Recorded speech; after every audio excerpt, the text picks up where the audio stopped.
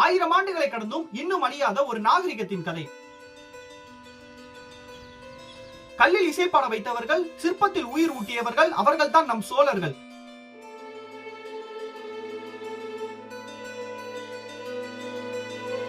அந்த சோழர்களின் அற்புதமான படைப்புகளில் ஒன்றுதான் தாராசுரத்தில் அமைந்துள்ள ஐராதேஸ்வரர் கோவில்.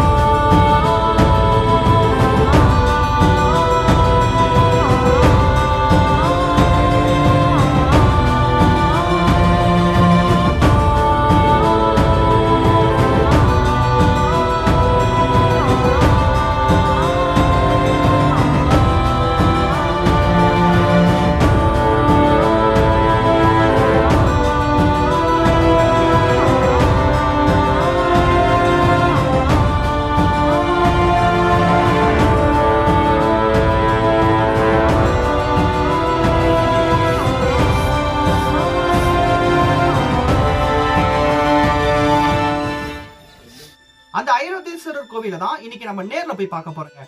தமிழரின் மறைந்த வரலாற்றின் உண்மைகளை கொண்டு வர நம்ம சேனலுக்கு சப்ஸ்கிரைபர் பண்ணி ஆதரவு தாங்க. சரி, ஆரம்பிக்கலாமா?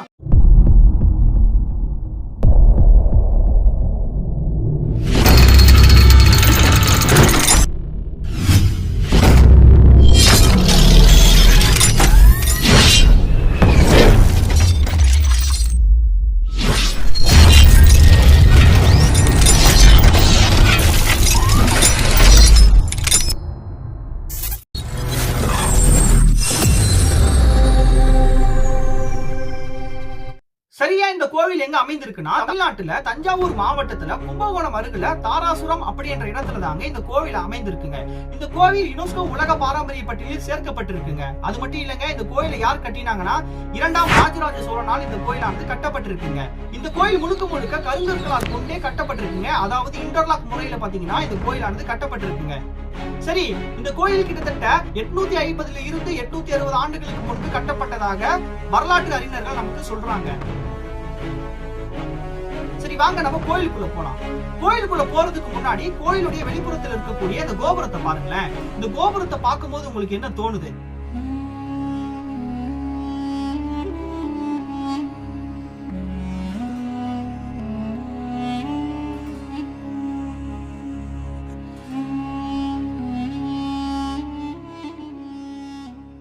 இந்த கோபுரமானது முழுசாக கட்டப்படவில்லைங்க.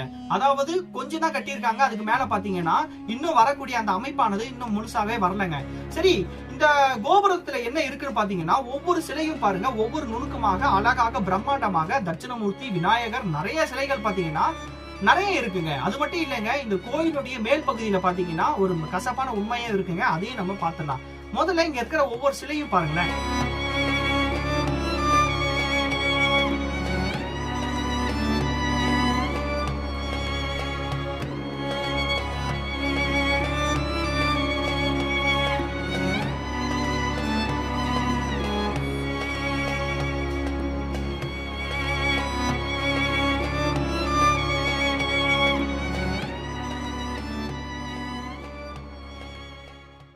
சரி, வாங்க நம்ம கோபுரத்துக்கு மேல ஏறி பார்க்கலாம்.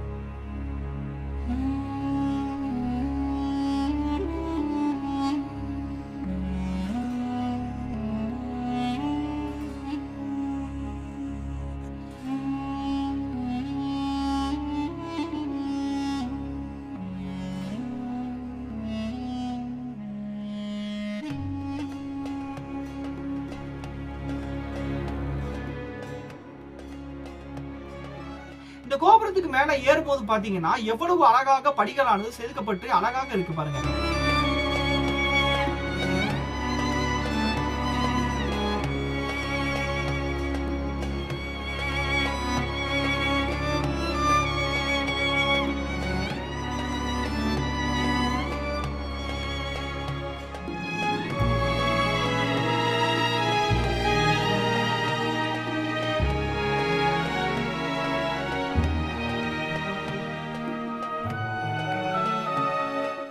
நம்ம அப்படியே மேல ஏறும் போதுதான் தெரியுது, அதோடைய டாப் வியூல பாத்தீங்கன்னா மேல பாத்தீங்கன்னா ஃபுல்லா புல்லு வளர்ந்து இங்க இருக்கிற இடத்தையே பாத்தீங்கன்னா ரொம்ப டேமேஜ் பண்ணி வச்சிருக்குது.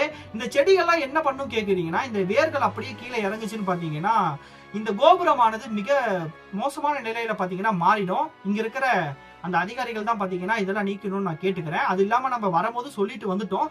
இருந்தாலும் இந்த வீடியோ மூலியமாவும் நம்ம சொல்றோங்க.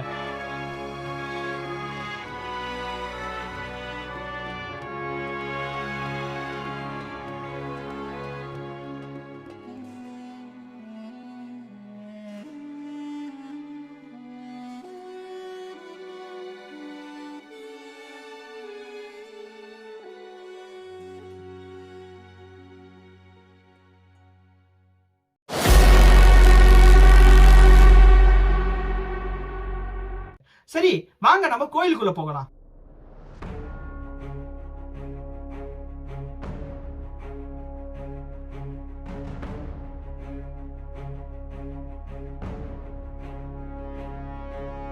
இந்த கோவிலின் மிகப்பெரிய அழகு என்னன்னு கேட்டீங்கன்னா இதோடைய சிற்பங்கள் தாங்க. ஒவ்வொரு சிற்பமும் நம்மளுக்கு ஒவ்வொரு செய்தியை சொல்லுதுங்க.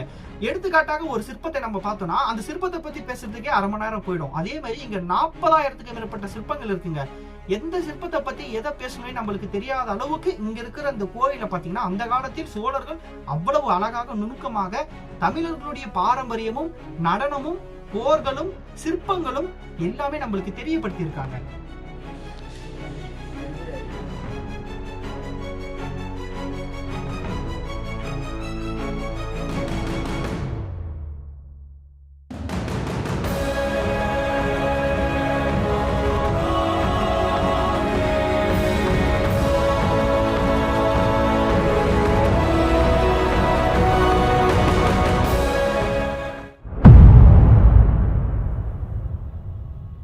தாராசுரம் ஐராதேஸ்வரர் கோயில்ல ஆயிரக்கணக்கான சிற்பங்கள் இருந்தாலும் குறிப்பாக இந்த ஒரு சிற்பத்தை பத்தி தான் அதிக பேர் நிறைய பேசுவாங்க. அது உங்களுக்கு தெரிந்திருக்கும். கண்டிப்பாக இந்த பாட புத்தகத்துல பாத்தீங்கன்னா இந்த ஒரு சிற்பத்தை பாத்தீங்கன்னா தாராசுரம் கோயில பாத்தீங்கன்னா அதிகமா இந்த சிற்பத்தை பத்தி தான் பேசிக்கிட்டே இருப்பாங்க.